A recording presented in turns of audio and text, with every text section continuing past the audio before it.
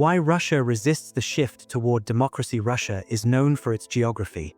Size is its most distinctive feature, a trait that is both an advantage and a hindrance. Much of its land is indefensible. There are no mountains, oceans, or deserts separating Russia's demographic core from its enemies. While it is true that Russia has buffer zones in all directions, overseeing a country that spans 11 time zones and comprises nearly 200 ethnic minorities requires more than just buffer zones. Maintaining the cohesion of Russian geography from Kaliningrad to Vladivostok requires either wealth or power.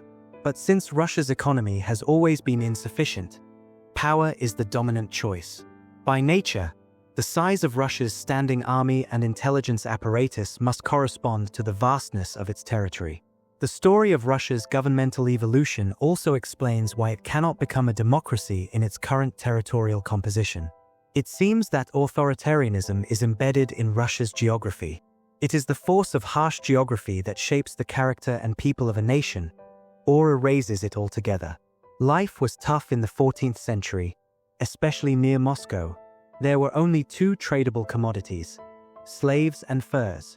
But the Mongol invasion of Kievan Rus cut Moscow off from the Mediterranean slave market, leaving furs as the only available export commodity. To control the fur trade, Moscow expanded northward. However, these expansions were not hostile conquests.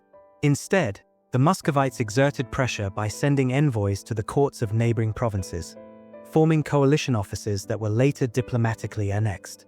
It was a soft power strategy that took more than a century to materialize. Slowly but steadily, medieval cities like Pskov, Novgorod, Smolensk, and others fell in line. By 1480, after integrating the last of the nearby Slavic kingdoms, Moscow focused on the fertile lands to the south, which were under the rule of the Golden Horde. Fur was a valuable commodity, but for Moscow to grow in size and power and become a great force, agriculture was essential. Slavic farmers needed to settle in the fertile farmlands south of the Oka River. To achieve this, Moscow had to drive out the Golden Horde. After a series of mutual hostilities, the Golden Horde collapsed due to internal conflicts. Several new states emerged in its place, including Kazan, Astrakhan, Crimea, and Siberia. Moscow transformed into a full-fledged empire, with all the responsibilities that entailed. Kazan was located near the confluence of the Volga and Kama rivers. By controlling Kazan, Moscow could expand along the Volga River toward the Black Sea and the Caspian Sea, and ascend the Kama River into the Ural Mountains. As Moscow became Russia, royal authority was centralized. This came at a heavy cost to the civilian population. To maintain control over the nobility, Tsar Ivan the Terrible established the Oprichnina in 1565. It was the first political police force in Russian history. Between 1551 and 1700, Russia expanded at an annual rate of 35,000 square kilometers, roughly the size of Belgium every year. As Russia grew, it made new enemies on all fronts. To the west were the Swedes, Poles, Prussians, and Germans, while to the south were the Turks, Tatars, Cossacks, and Caucasian tribes. Russia was vulnerable to a coordinated land invasion, especially since its terrain was mostly flat. A period of total war followed, with Russia fighting rival powers in multiple directions. As Russia expanded, it became more secure, but an unexpected challenge arose. The newly acquired territories in the south and east were home to ethnically and religiously diverse populations who were not loyal to the Tsar. Rival powers exploited the allegiances of these minorities. To integrate the new lands into the empire, Russian leadership attempted to reshape the ethnic and religious composition of these regions through mass deportations, genocide, and assimilation programs. However, Russia was never able to completely erase or pacify the indigenous populations. The only exception in Russian history from repression came in the 1990s.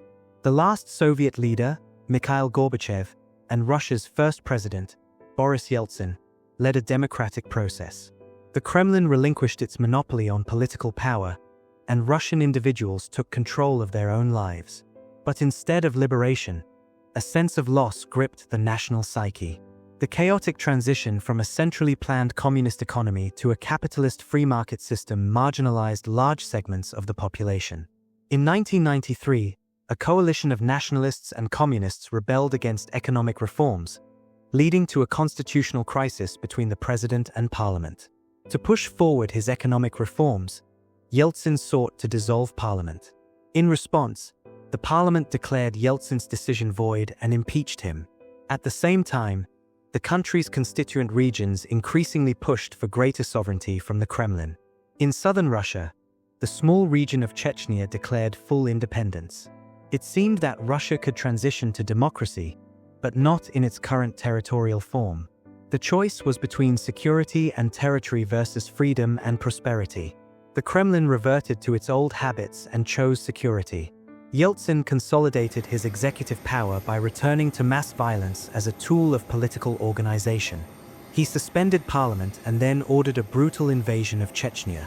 Democracy was seen as a risky political system, so Putin crafted his own version, sovereign democracy. The new political system had all the trappings of democracy, including a bicameral parliament, a supreme court, and multiple political parties. But in practice, Putin's system allowed the ruling United Russia Party to assume the role that the Communist Party once held in the Soviet era. It seems that authoritarianism is ingrained in Russia's geography. But if Russia is to be ruled by authoritarianism, then let it be a democracy, because democracy gives everyone the right to oppress themselves.